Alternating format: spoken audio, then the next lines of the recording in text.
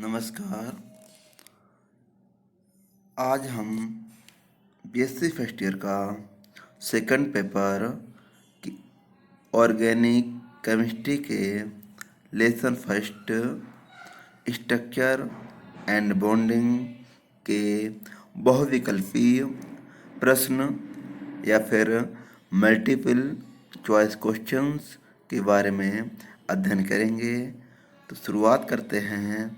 आज question number first, ethane अणु के कार्बन परमाणु में संकरण होता है।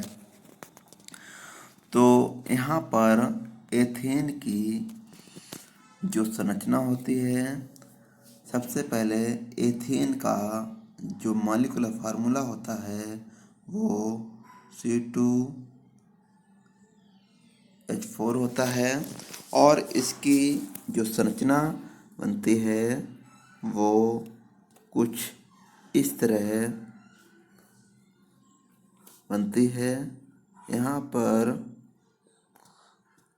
दो हाइड्रोजन जुड़े होते हैं और यहाँ पर रूल के अकॉर्डिंग एथेन अणु के प्रत्येक कार्बन में अगर एक कार्बन से एक डबल बॉन्ड जुड़ा हुआ है तो उसकी जो संकरण होता है वो sp2 होता है और दूसरे कार्बन का भी sp2 होता है।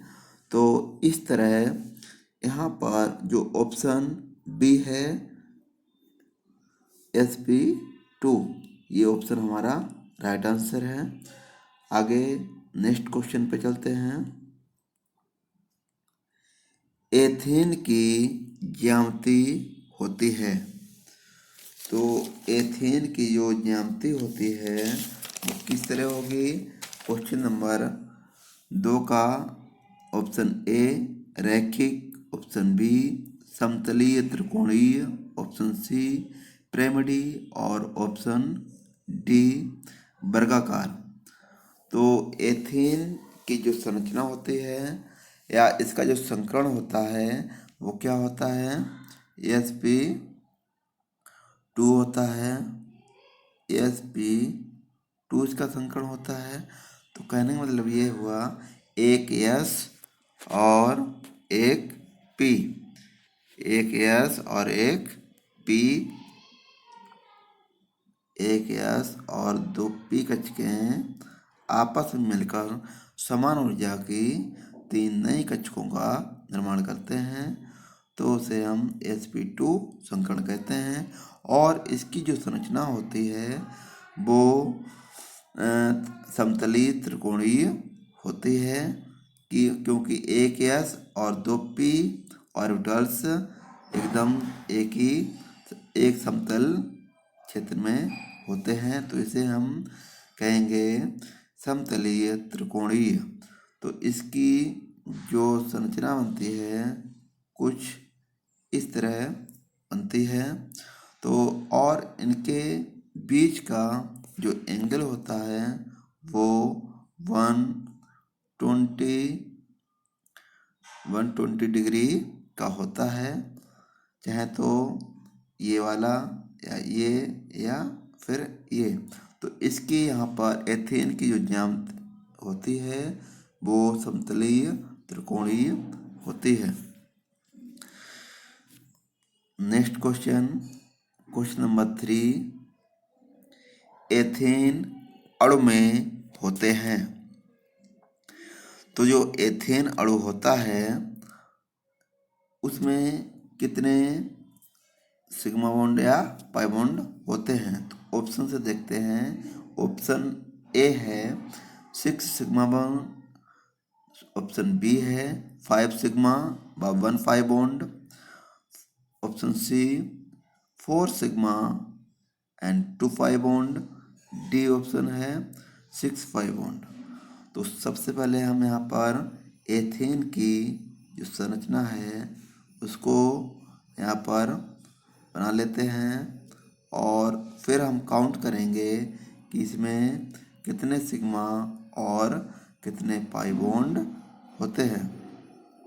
जैसा कि आपको पता भी है कि जब कार्बन कार्बन और कार्बन हाइड्रोजन के बीच में सदैव ही सिंगल बॉन्ड होता है तो वहाँ पर सिग्मा बॉन्ड होता है। तो ये सभी सिग्मा बॉन्ड हो गए। अब कार्बन और कार्बन के बीच में डबल बॉन्ड है जिसमें एक सिग्मा और एक पाई बॉन्ड होता है। तो यहाँ पर सिग्मा बॉन्ड काउंट करेंगे 1 2 3 4 5। तो 5 सिग्मा 1 पाई बॉन्ड। यहाँ पर जो ऑप्शन होगा बी सही होगा। नेक्स्ट क्वेश्चन, एथेन अणु में बंधन कोण का मान होता है। तो जो एथेन अणु है उसमें उसकी जो संकरण होता है वो sp2 होता है और उसकी जो संरचना होती है समतलीय त्रिकोणीय होती है। तो इस तरह इसके जो हमारा एथेन अणु है उसके बंधन कोण किस तरह होगा, वो उसकी संरचना इस तरह होगी। उसकी संरचना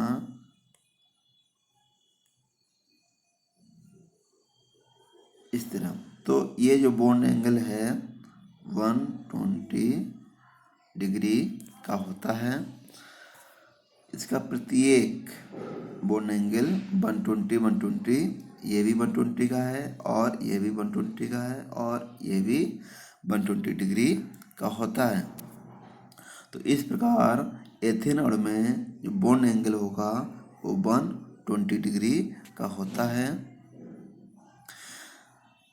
नेक्स्ट क्वेश्चन, एसिटिलीन अणु के कार्बन परमाणु में संकरण होता है।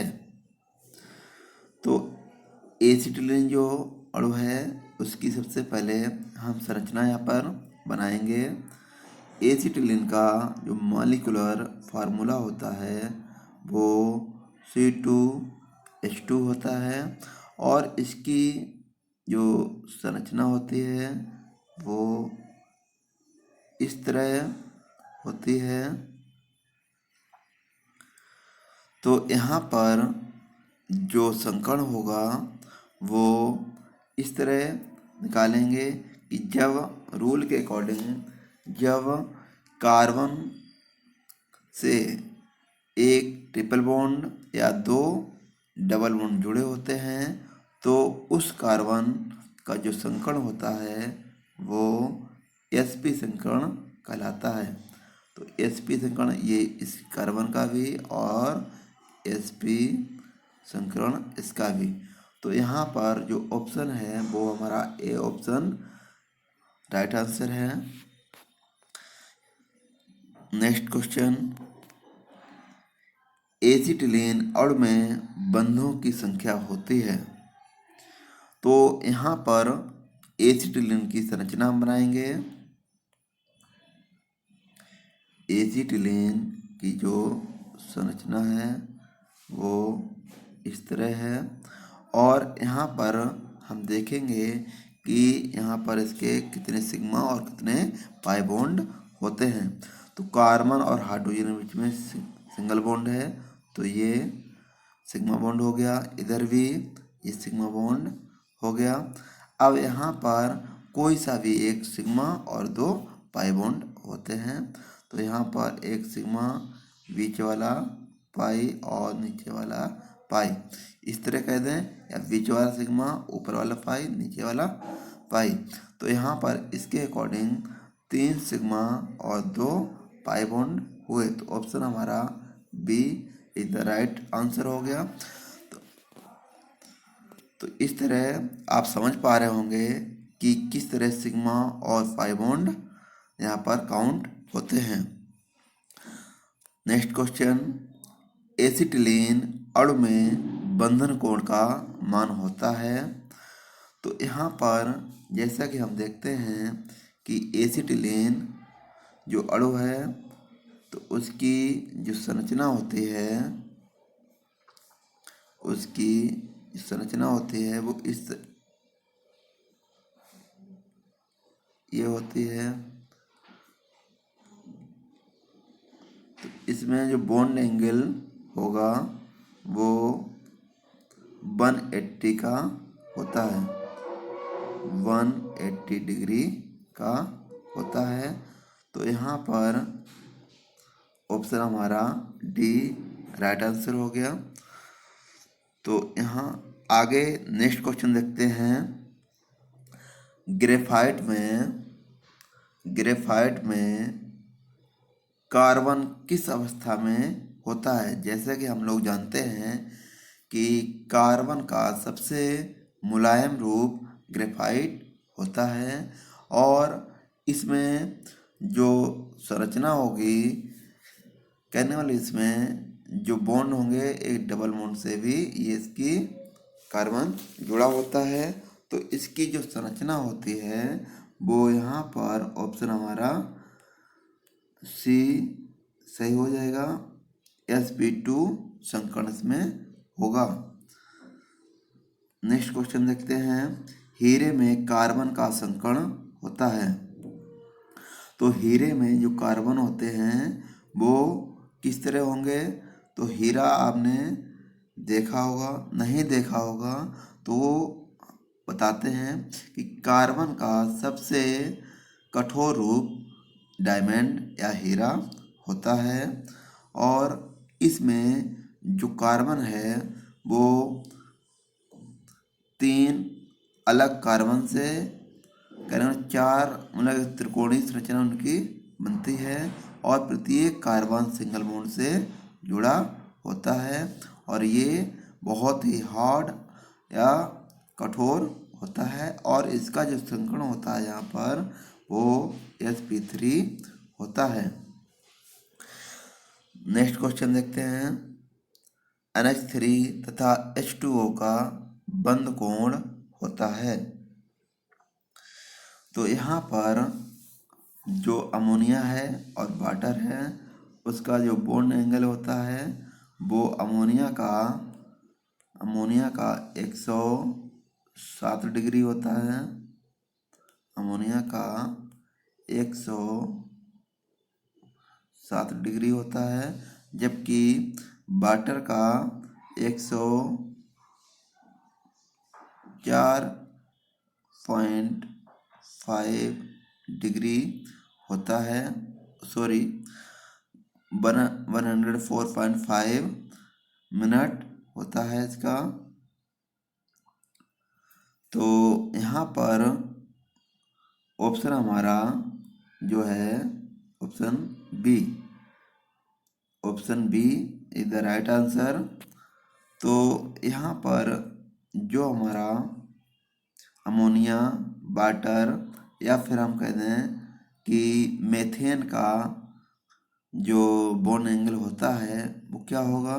तो मेथेन का यहाँ पर बॉन्ड एंगल 109 डिग्री 28 मिनट, 107 हो गया अमोनिया का और 104.5 मिनट जो होता है वो वाटर का होता है। तो यहाँ पर ऑप्शन हमारा B is the right answer. Next question देखते हैं। यहाँ पर sp2 संकरण में कौन असंकृत कक्षक पाई बंध बनाती है? तो यहाँ पर जो sp2 संकरण होगा वो किस में बनाएगा? तो इसमें एक s और 2 p कक्षकें आपस में मिलकर समान ऊर्जा की 3 नई कक्षकें बनाती हैं और यहाँ पर जो असंकृत कक्षक रहेगी वो आपकी इस तरह हम बना के देखते हैं कि इसमें एक एस कक्षक और इस तरह ये एस है और ये पूरा पी कोश है। यहाँ पर पी एक्स, पी वाई और पी जेड।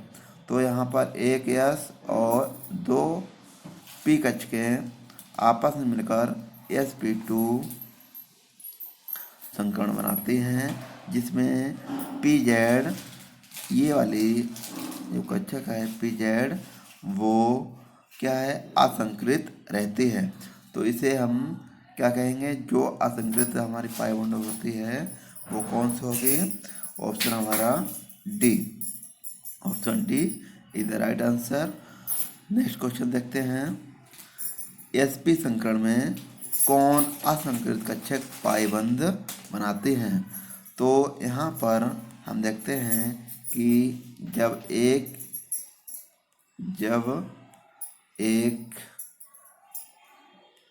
यस कक्षक और एक पी कक्षक, ये एस कक्षक हो गई, ये पी एक्स हो गई। तो जब एक एस और एक पी संकरण होता है तो एस पी संकरण उसे कहते हैं। और यहाँ पर पी वाई और पी जेड ये असंकृत कक्षक पाईबंद बनाती हैं। तो यहाँ पर पी वाई और पी जेड, जो ऑप्शन हमारा बी है इज द राइट आंसर। तो इस तरह यहाँ पर जो क्वेश्चन नंबर 12 है उसका राइट आंसर होगा ऑप्शन नंबर बी। तो इस तरह हमने आज बीएससी फर्स्ट ईयर का second paper structure and bonding के मल्टीपल चॉइस क्वेश्चन का अध्ययन किया है। आगे वीडियो और पाने के लिए लाइक करें, शेयर करें एंड सब्सक्राइब करें। Thank you for watching.